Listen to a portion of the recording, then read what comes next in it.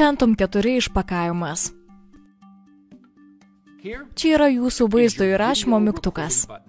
Paspauskite šį mygtuką, kad pradėtumėte arba sustabdytumėte vaizdo įrašymą. Tai jūsų stabilizatoriaus valdiklis. Šiuo valdikliu galite kontroliuoti stabilizatoriaus pakrypimą. Taip skrisdami galėsite sekti norimą objektą, keisdami pakrypimo kampą. Gale yra jūsų USB lizdai. Šie lizdai gali būti panaudoti programinės įrangos atnaujinimui arba mobiliojo įrenginio prijungimui prie DJI Go programėlės. Toliau jūsų priekiniai kairysis C1 ir dešinysis C2 mygtukai.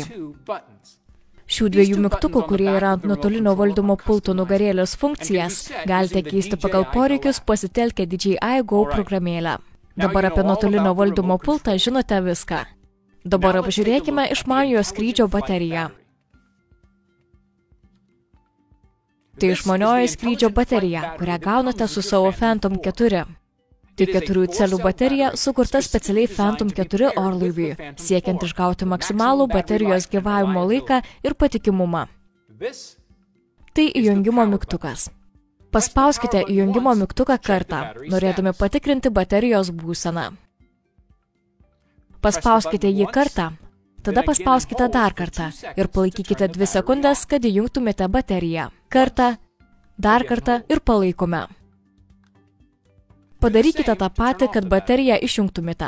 Paspauskite įjungimo mygtuką kartą, dar kartą ir palaikykite 2 sekundės. Kartą, dar kartą ir palaikome.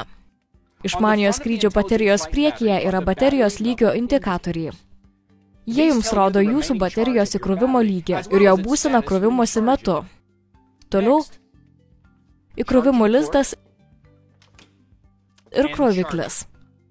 Kad įkrautumėte išmaniojo skrydžio bateriją, jums reikia prijungti krovimo kabelį prie baterijos.